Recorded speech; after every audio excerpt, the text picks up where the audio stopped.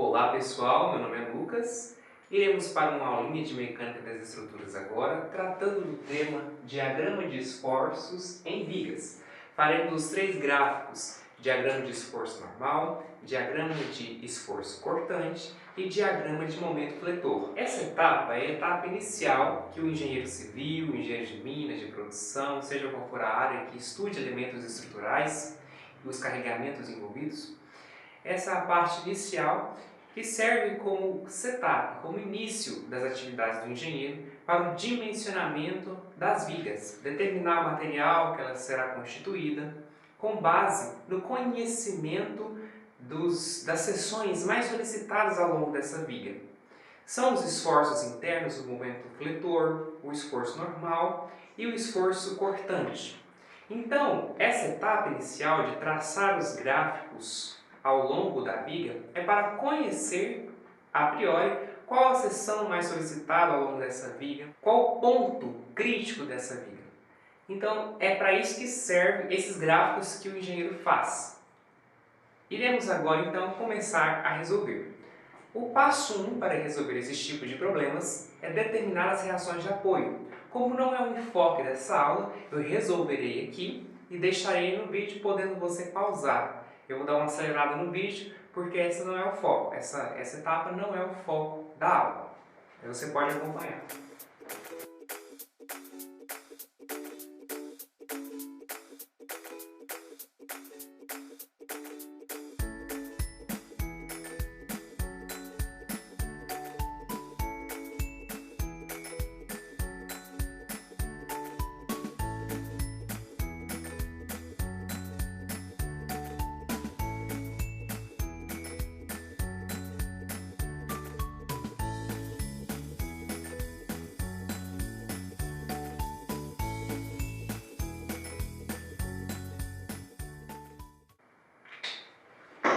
Feita essa etapa inicial, que é determinar as reações de apoio, iremos agora para o cálculo dos esforços internos em cada seção.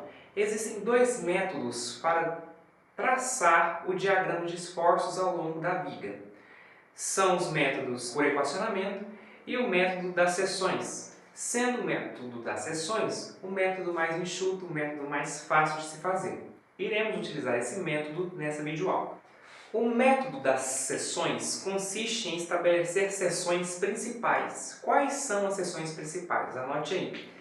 Início e fim de viga, troca de carregamento, antes e depois de carga ou momento concentrado. Então vamos lá. No início aqui da viga, imediatamente antes do fim e imediatamente após o início, a gente vai estabelecer uma seção. Essa seção está bem pertinho do fim da viga, mas não está na última seção da viga. Aqui onde temos uma troca de carregamento, uma mudança, um ponto de descontinuidade de um carregamento distribuído por uma ausência de carregamento, colocamos uma seção antes e uma seção após. Até porque também temos aqui uma reação de apoio. Então a gente coloca antes e depois. E aqui antes do 20, que o carregamento de 20 kN, ele está basicamente no final da viga. Então a gente dá títulos para essas seções: seção 1, seção 2, seção 3 e seção 4. Em cada uma dessas seções, iremos calcular os três esforços que atuam em vigas bidimensionais, que é o esforço normal, o esforço cisalhante, ou esforço cortante, e também o momento fletor. Então, na seção 1, a gente vai precisar de utilizar agora aquela convenção de olhar para a direita ou à esquerda da viga. A convenção utilizada para sinais é que se a minha seção estiver aqui, o meu momento normal, o meu esforço normal, ele é positivo quando sai da viga, o meu esforço cortante é positivo dessa forma, e o meu momento fletor é positivo dessa forma aqui. Essa aqui é a convenção que utilizaremos. Na seção 1, é mais compensador você olhar para a esquerda, uma vez que na esquerda só temos um carregamento, né? Até porque o carregamento, pedacinho infinitesimal de carga que está à esquerda da seção 1, ele não possui base o suficiente para determinar ali uma força considerável. A força ali ela tende a zero, o que sobra apenas o apoio de 15 kN. Então vamos estabelecer que vamos olhar a seção 1 pela esquerda. Olhando a seção 1 pela esquerda, vamos seguir esse lado aqui da convenção. Se eu tenho um esforço cortante de 15 kN para cima, temos um esforço cortante positivo. Vou chamar de V1, 15 positivo. Agora vamos para a seção de número 2. A seção de número 2, vamos olhar para a direita, uma vez que tanto faz aqui a gente olhar para a direita ou para a esquerda, os valores que a gente vai obter tem que ser o mesmo, certo? Mas como aqui a gente tem, a partir da direita da seção 2, uma viga mais simples, sem carregamento distribuído, fica mais fácil da gente fazer conta, apenas olhando sem pensar muito. Então, na seção 2, vamos escolher olhar pela direita. Olhando à direita da seção 2, a gente vai seguir esse lado direito da convenção. Como estamos analisando carregamentos verticais, é positivo quando for para baixo. Se não for para baixo, vai ser negativo, que é o caso do 45, que aponta para cima. Eu vou vir e vou colocar menos 45, porque ele é um esforço que está apontando para cima. E também temos o carregamento vertical positivo de 20, que aponta para baixo. Aqui é 45. Mais 20. O que resta uma diferença de menos 25. Agora vamos olhar a seção 3, também pela direita, porque temos uma viga mais simples. A única coisa que a gente tem é o carregamento de 20 kN que aponta para baixo. Olhando a seção 4, também pela direita, pelo mesmo motivo, teremos um cortante igual a 20 kN positivo, porque aponta para baixo. Depois de analisar o esforço cortante, vamos também analisar o esforço normal, que é o mais fácil ao longo dessa viga. Note que, como não temos nenhum carregamento horizontal, a reação de apoio horizontal nem sequer foi calculada, porque ela é zero. Não tem reação que se oponha a nenhum movimento horizontal, porque não há uma solicitação horizontal na minha viga. Então, o meu esforço normal, ele é zero aqui, aqui, ao longo de toda a extensão da minha viga não tem carregamento horizontal. Observe agora, então, vamos calcular o momento fletor. O momento fletor, lá na seção 1, pelo mesmo motivo, vamos escolher olhar pela esquerda. Pelo mesmo motivo que eu expliquei da outra vez. Então, à esquerda, o que a gente vai ter é um pedacinho de carga distribuída que não constitui uma força, já que a base, do nosso retângulo, quero lembrar a vocês que a força aqui ela é calculada pela base vezes a altura desse retângulo aqui, que é o número 10, 10 kN por metro. A cada metro temos 10 kN. Mas como aqui não tem unidade nenhuma de comprimento, tende a zero, é um elemento infinitesimal, então a gente não chega a dar nenhum metro, então não é 10 kN, é 0 kN que a gente tem aqui, correspondente a esse pedaço de carregamento distribuído. Agora já o 15, que é uma carga concentrada que está atuando na minha viga devido à reação de apoio, essa sim exerce, não é zero, porém o braço de alavanca é zero. Então, logo, ela não produz momento na seção 1.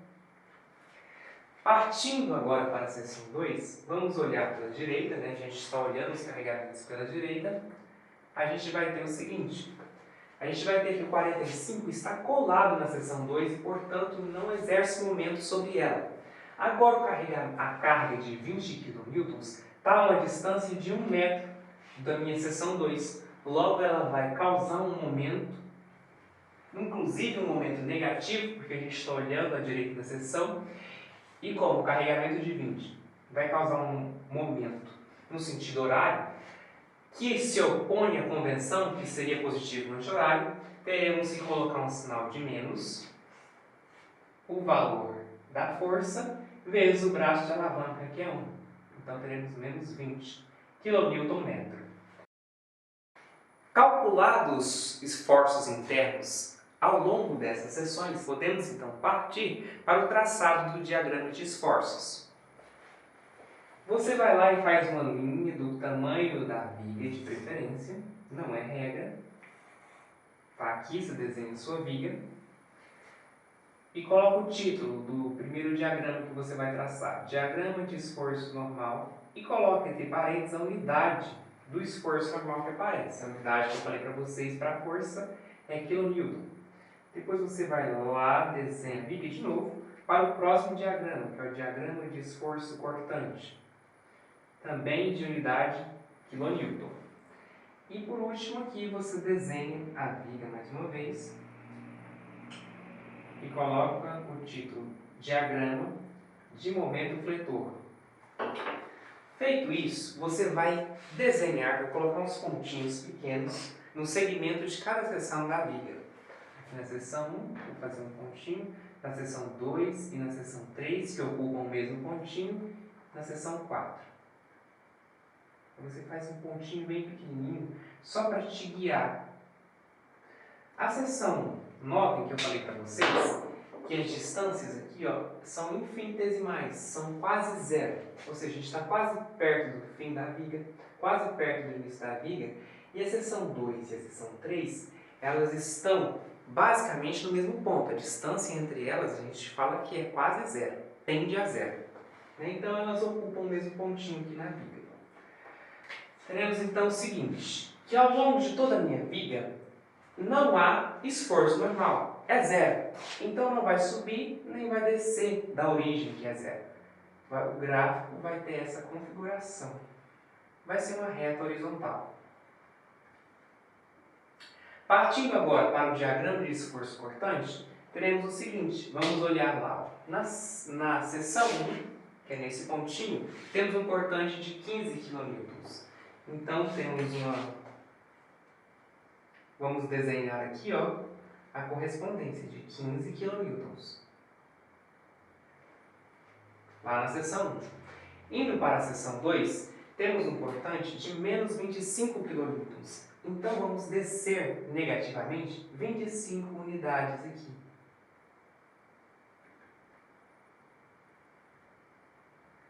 Menos 25 kN. Na seção 3, que é nesse mesmo ponto da seção 2, temos 20 kN. Positivo, então vou subir.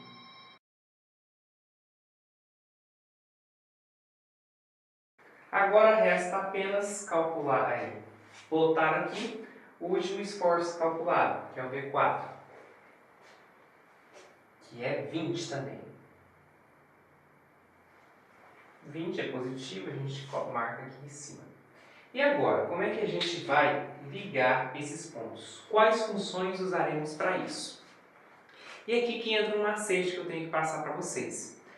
É o seguinte, a gente tem que lembrar que por trás desses gráficos a gente tem duas EDOs. Que EDOs são essas? dV dx é igual ao menos o carregamento. Temos também que dm dx é igual ao cortante. Essas duas equações diferenciais ordinárias, elas nos permitem dizer qual vai ser a função que a gente vai ligar esses dois pontos. Se vai ser uma reta de inclinação nula, uma reta de inclinação positiva, de inclinação negativa, ou às vezes parábolas, ou funções do terceiro, quarto grau e assim por diante, a depender do grau do nosso carregamento. A dica que eu vou passar para vocês permite que você, apenas olhando para o carregamento da viga, consiga determinar tudo isso e de forma fácil ligar esses pontos. Então vamos lá. Quero lembrá-los que um EDO tão simples como aquela ali é resolvido também pelo método mais simples de resolução de EDOs, que é o método de separação de variáveis. Aqui então eu vou separar dV de x de dx, dessa forma, e a gente integra dos dois lados. Integrando dos dois lados, o que resulta para a gente é que o cortante, que é uma função de x, vai ser menos a integral de w dx. O que uma integral faz com o grau de uma função? De uma função que está lá dentro, tá bom? No caso do w. O w é uma função que depende de x, o integrando ali. Se essa função ela for do primeiro grau, a integral vai subir um grau. Se a função for do terceiro grau, ela vai subir um grau, vai para o quarto. Como assim? Vamos lembrar isso aqui para vocês, né? Temos aqui um f de x, eu vou integrar uma função, vou colocar uma bem simples aqui, ó, x elevado a 1, por exemplo, dx. O resultado dessa integral é simplesmente somar 1 aqui nessa potência, nesse expoente, e dividir pelo resultado da soma. Então a gente teria x, 1 mais 1, 2, e o resultado que é 2 a gente coloca aqui embaixo. Como não tem limites de integração, a gente tem que colocar aqui uma constantezinha, certo? Então, o que a gente teve? A gente teve que, se a função aqui, ó, o meu integrando, for do grau 1, o resultado da minha integral é do grau 2. Ou seja, após a gente aplicar a operação da integral, a gente vai ter, então, que vai subir o grau do polinômio, vai subir o grau da função que está lá dentro. Então, com isso, a gente consegue estabelecer relações de como vai ser a carona do nosso cortante, do nosso momento fletor, apenas olhando o integrando. Vamos analisar a equação aqui de baixo agora. Dessa equação aqui de baixo, a gente vai ter que dm é igual a v dx. Da mesma forma, integrando dos dois lados, teremos que m é a integral de v dx. E dessa forma, se o meu cortante for do grau 1, o meu momento fletor será um grau a mais que o cortante. Da mesma forma que se o meu carregamento for do grau 1, o meu cortante vai ser um grau a mais que o carregamento. Então, o que sobra é o seguinte, com base simplesmente no resumo dessas duas equações aqui, é que se o meu carregamento for do grau 1, o meu cortante, pela integral, como ele é integral do meu carregamento, o meu cortante vai ser uma parábola, vai ser do grau 2. E, consequentemente, o meu momento fletor, ele vai ser uma função cúbica, do grau 3. Então, teríamos aqui uma reta, teríamos aqui uma parábola e teríamos aqui uma função polinomial do grau 3. E a gente consegue, com isso, estabelecer a carona das nossas funções. E utilizando essas EDOs, conseguimos saber qual é, nesses pontos, a inclinação da nossa função. E saber como a gente vai ligar essas funções. Então vamos lá, de que forma? Aqui, ó, no diagrama de esforços cortantes, a gente tem que temos um carregamento de 10 kN. Temos um carregamento de 10 kN por metro aqui. E a gente está vendo aqui, olha, que essa função aqui, que é a nossa função carregamento, ela não tem inclinação nem positiva, nem negativa. A inclinação dela é nula. Então a gente monta uma tabelinha aqui, ó. Percebemos então pela nossa viga que o carregamento, que ela é uma função cujo carregamento tem inclinação nula. O que a gente está dizendo? A gente está dizendo que o carregamento está elevado a zero, né? De forma que, se o carregamento está elevado a zero, o nosso cortante vai estar elevado a 1, porque ele vai ser a integral do carregamento. Se o carregamento tem grau 0, o nosso cortante vai ter grau 1. E se o nosso cortante tem grau 1, o nosso momento fletor vai ter um grau a mais que o cortante, vai ter grau 2. Então, estamos vendo as funções e o grau das funções. Pronto.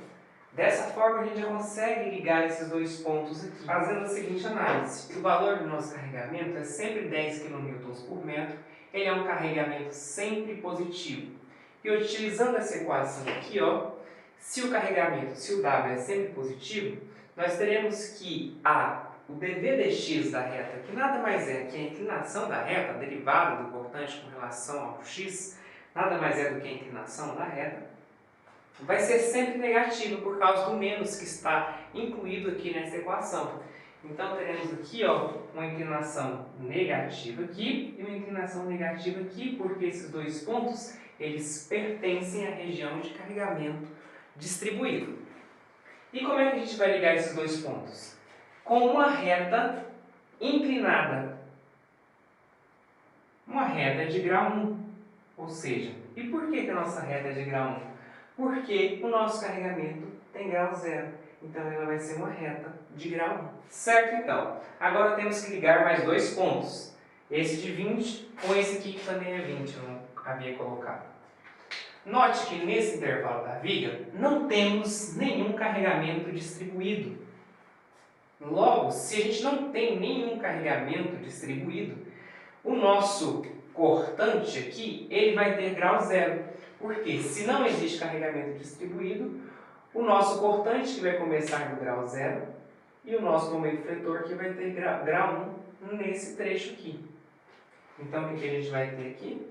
Que grau 0 é uma reta de inclinação nula.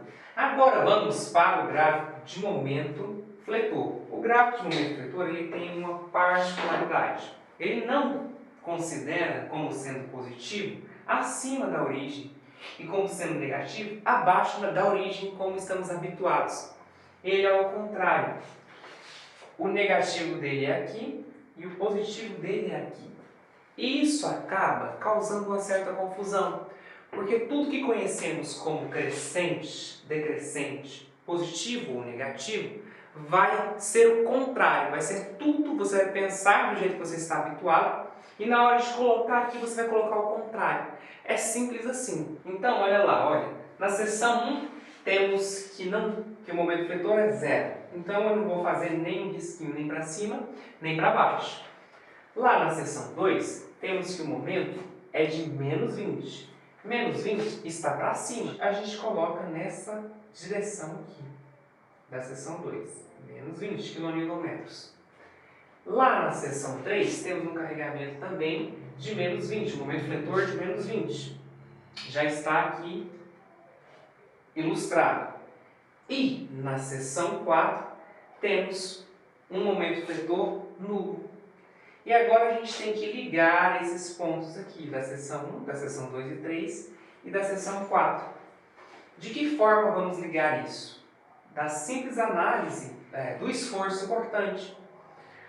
Como assim? Nós temos aqui uma reta. Se temos uma reta inclinada, sabemos que o cortante tem grau 1. Se o cortante tem grau 1, o momento fletor vai ser uma parábola de grau 2. Outra coisa que a gente tem que saber, a gente já sabe que vai ser uma parábola. Mas de que forma essa parábola vai ser? Porque se ela tiver uma inclinação, por exemplo, positiva, a inclinação positiva seria assim. Ela poderia partir daqui e ir até ali. Agora, se ela tiver uma inclinação negativa, ela já vai direto para lá. Então, você tem que analisar qual é a inclinação dessa parábola. De que forma você vai fazer isso? Analisando essa equação aqui, ó. Nota que nesse ponto temos um cortante de 15. Se temos um cortante de 15 nesse ponto aqui na seção 1, se eu olhar aqui o cortante da seção 1, a minha derivada ela é positiva. Se ela é positiva, ela vai ter uma inclinação positiva. Como estamos no gráfico de momento fletor, positivo é assim. Para finalizar, então, temos que completar aqui com uma função esse último trecho da viga. Notem que temos um cortante de inclinação nula. Se temos um cortante, uma reta de inclinação nula, quando a gente integrar essa reta, teremos uma reta de expoente 1, então teremos uma inclinação. Agora essa inclinação, ela é positiva ou negativa? Note como temos que ligar esse ponto ao final da viga, só pode ser uma inclinação negativa, que nesse caso é positiva, porque estamos no gráfico de momento fletor. Então, só há a possibilidade de ligar esse ponto, esses pontos dessa forma aqui. Não sendo necessário fazer a análise por meio da EDO, da inclinação desse gráfico. É costumeiro a gente vir aqui e colocar nesses espaços vazios o sinal, né? Aqui temos o sinal positivo, o sinal negativo, o sinal positivo para o momento cortante. Aqui para o momento fletor, temos positivo aqui embaixo, negativo aqui, negativo aqui. E temos então os traçados de diagrama de esforço normal, diagrama de esforço cortante e diagrama de momento fletor. Eu espero ter nos ajudado com as dicas que eu passei e até a próxima aula.